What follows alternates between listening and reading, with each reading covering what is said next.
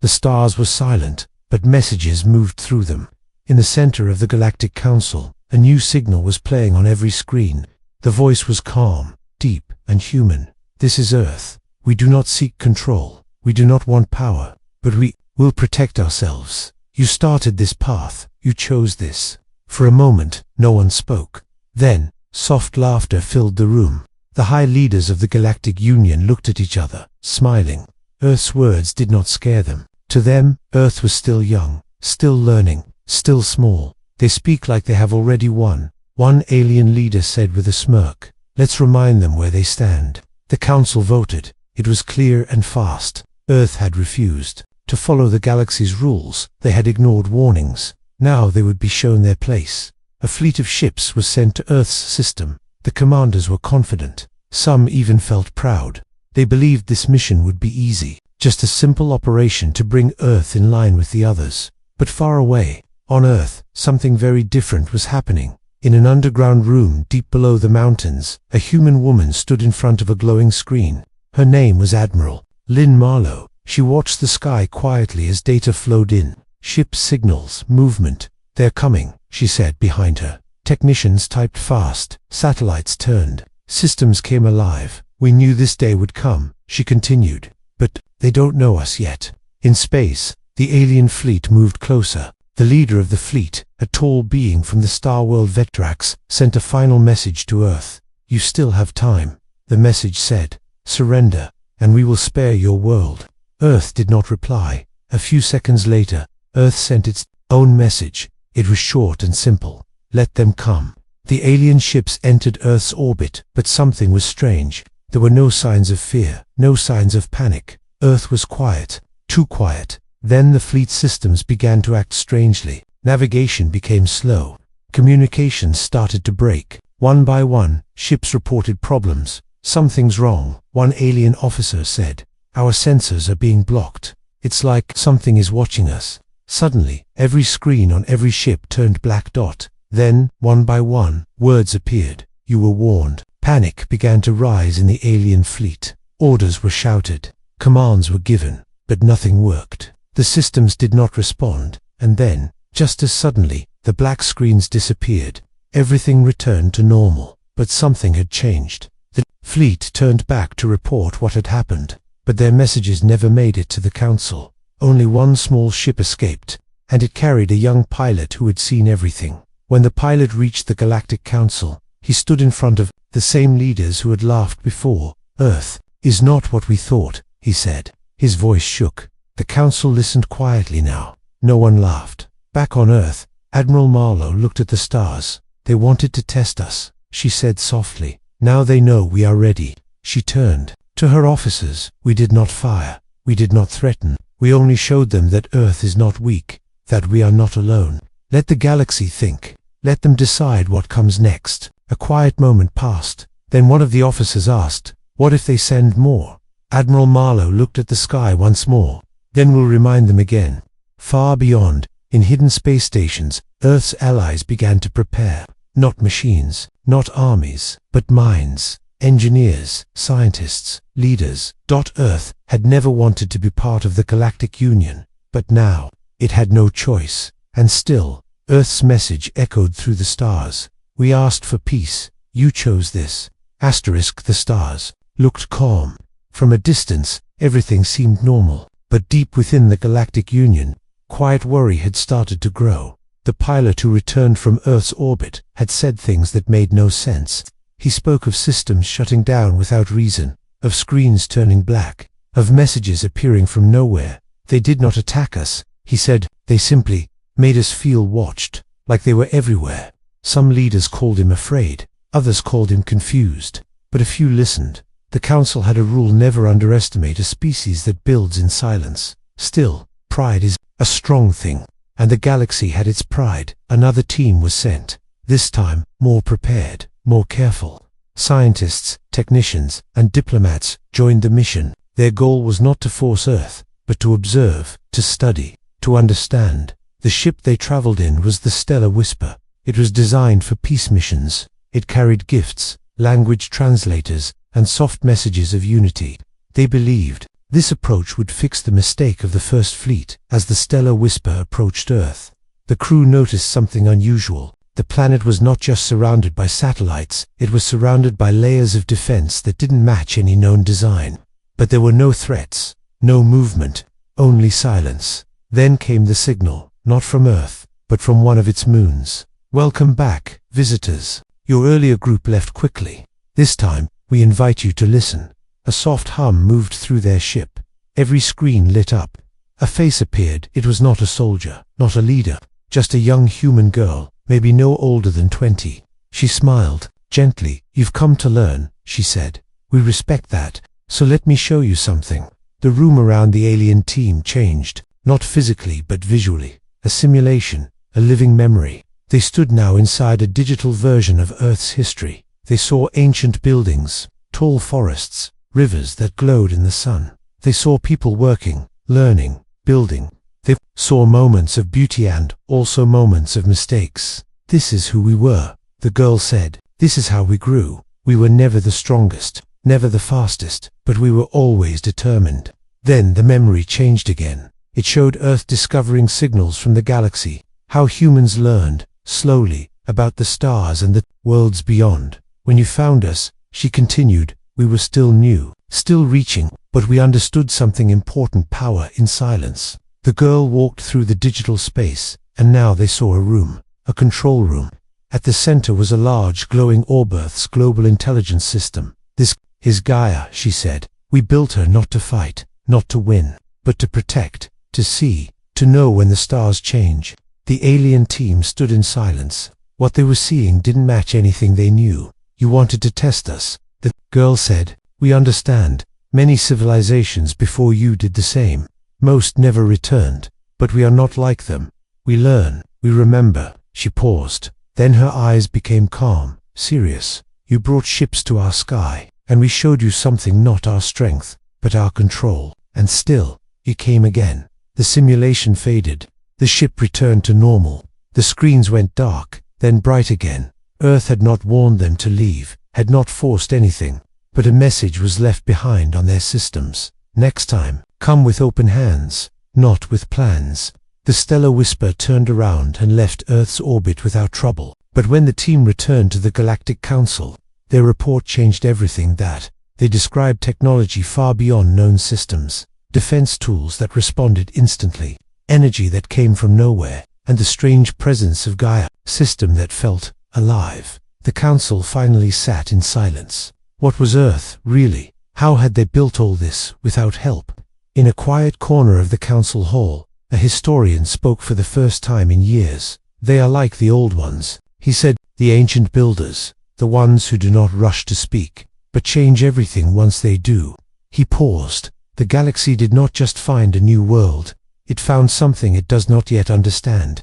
Outside, the stars still looked calm, but now, every eye in the galaxy watched Earth with care. They had tested a quiet world, far beyond Earth, in a region of space known only to the inner council. A meeting was taking place in complete secrecy. The council chamber was quiet, but the air was heavy with thought.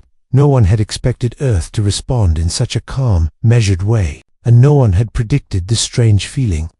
They all had now unease. The report from the stellar whisper had been reviewed many times. The simulation Earth shared, the presence of Gaia, the message, "Next time, come with open hands." It all stayed in their minds like a quiet bell that refused to stop ringing.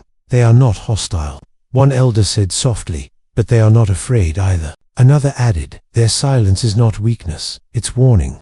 Still, not everyone agreed. Some believed Earth was simply showing off its best systems, trying to protect itself with tricks and advanced illusions. Others thought Earth might be receiving help from somewhere else. So, the council decided to dig deeper.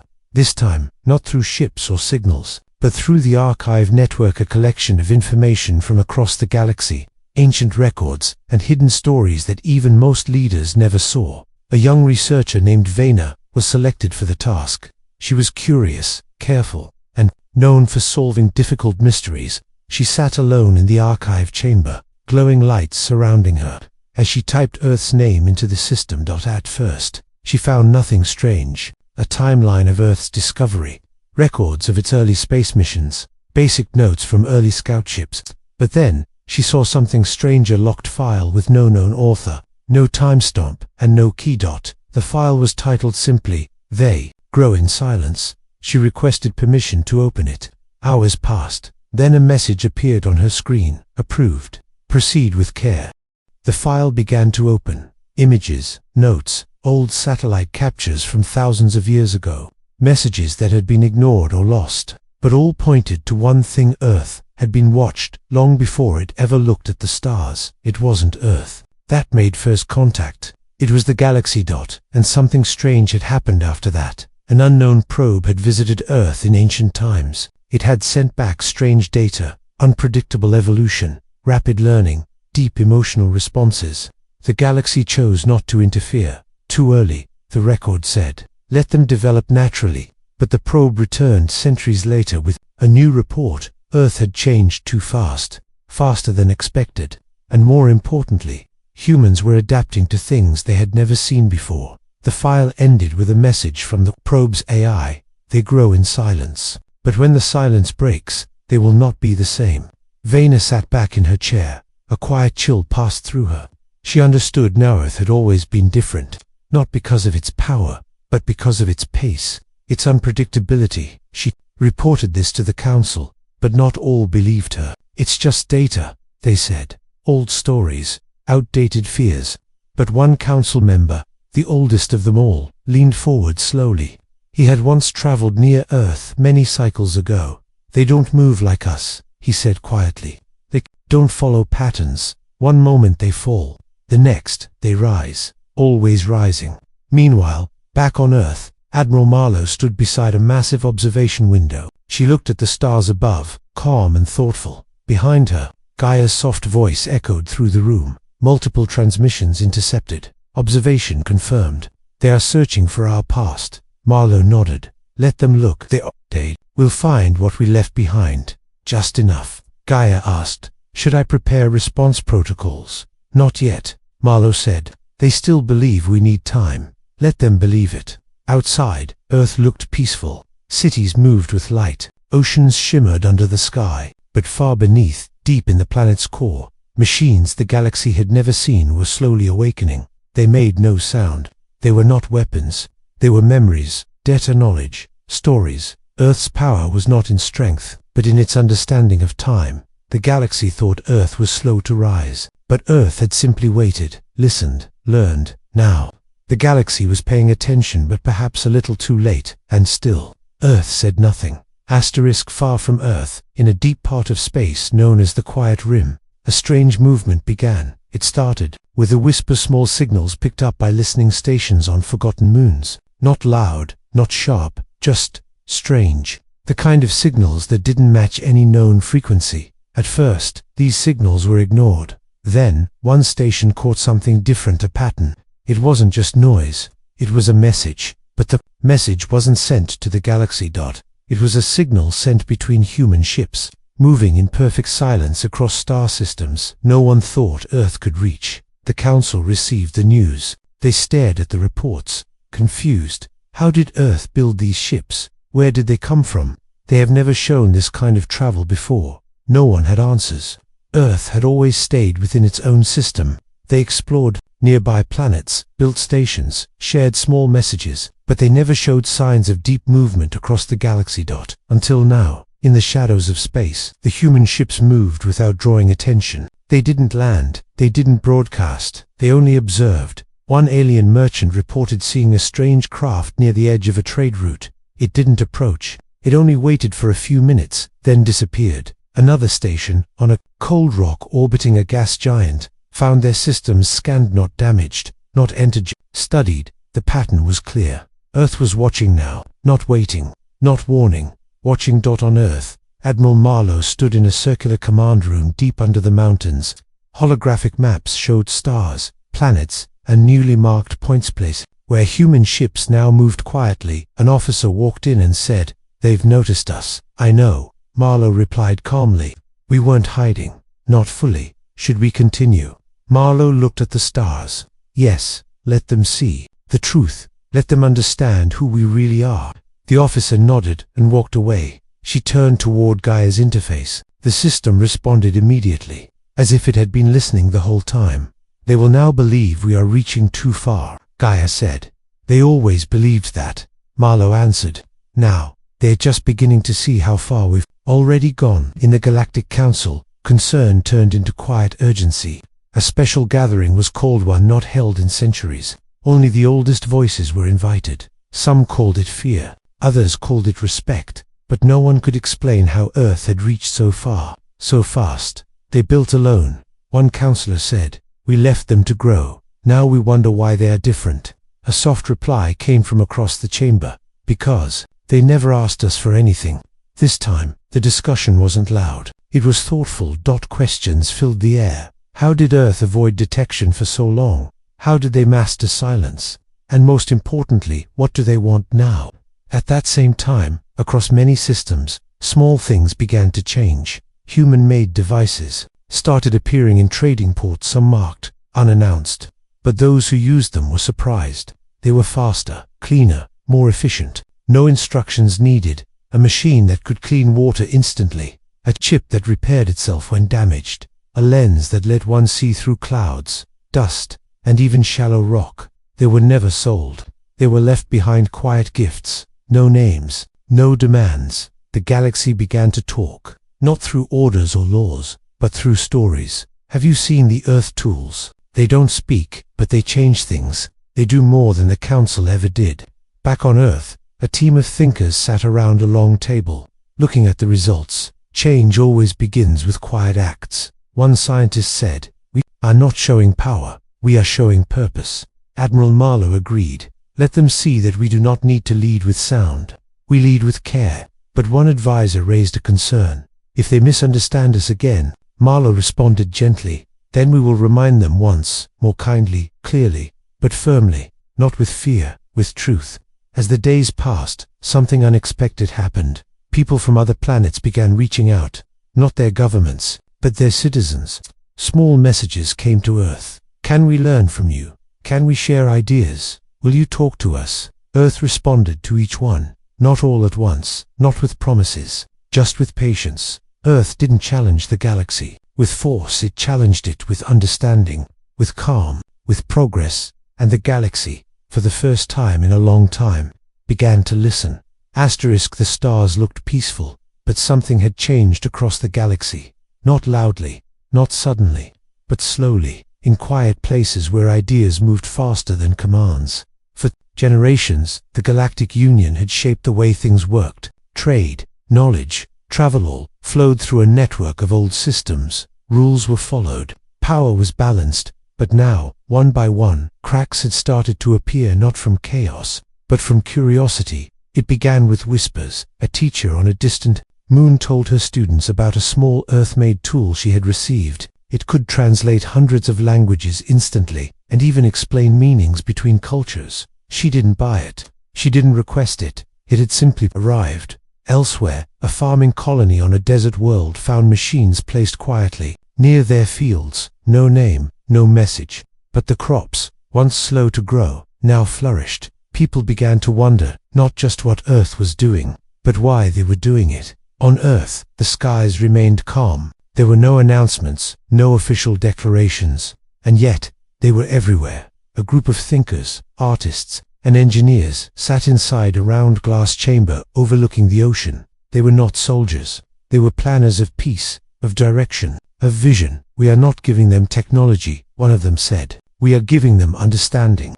They used to see us as small," another added. "Now they don't know how to describe us."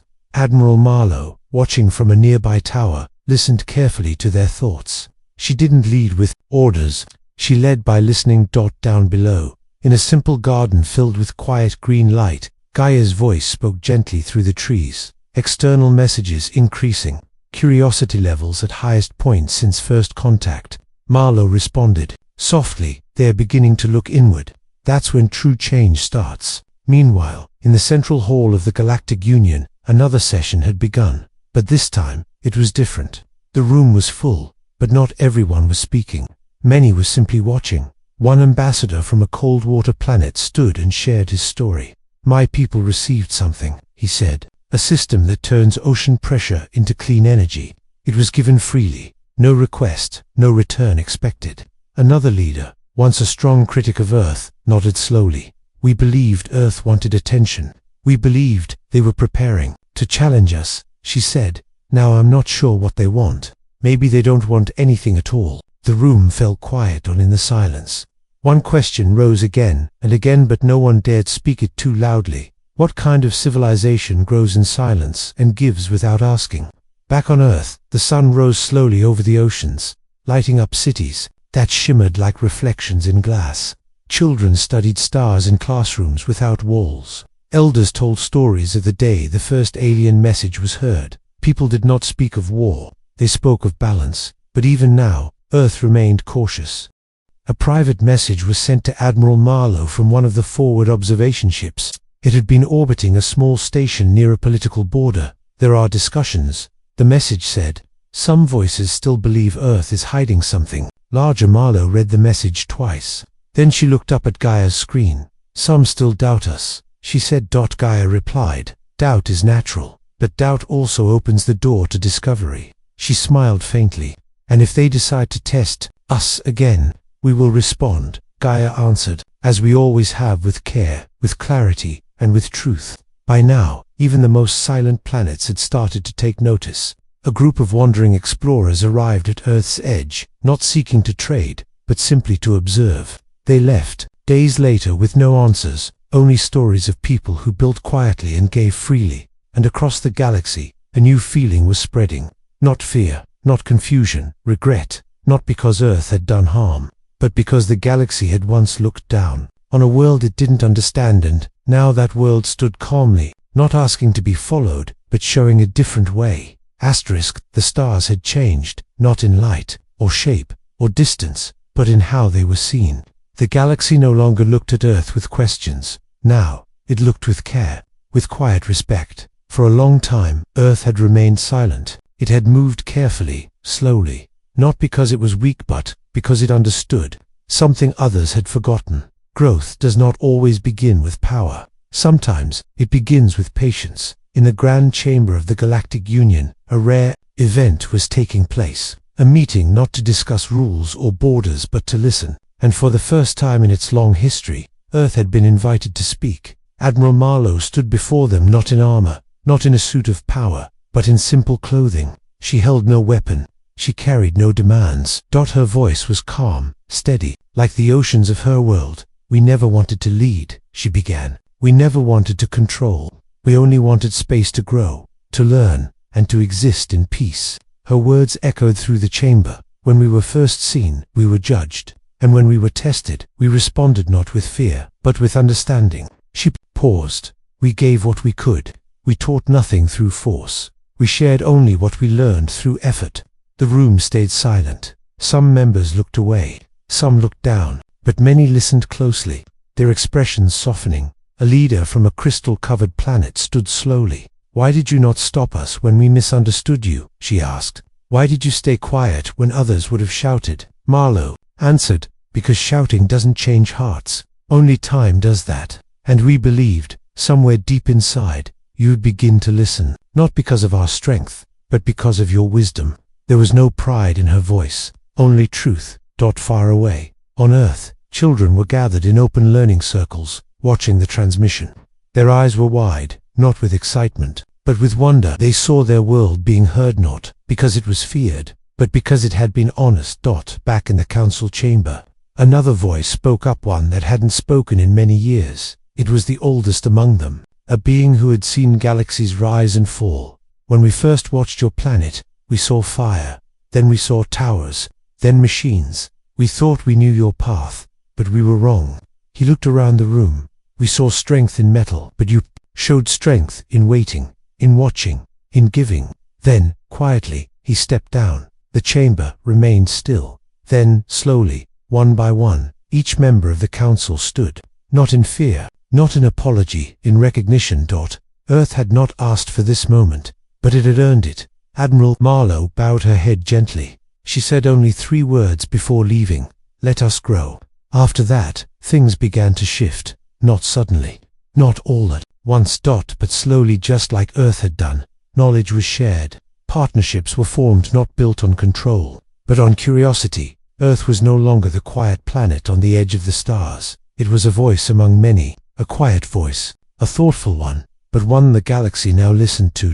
In time, Gaia's systems reported something remarkable: galactic balance moving toward unity. Admiral Marlowe stood by the window again, watching the stars. The same stars that once judged Earth now stood as equals, no longer distant. A soft breeze moved through the trees outside her building. Children played nearby, unaware of the full journey their world had taken. She smiled, not because Earth had won something, but because Earth had never tried to win at all. And in the end, that made all the difference.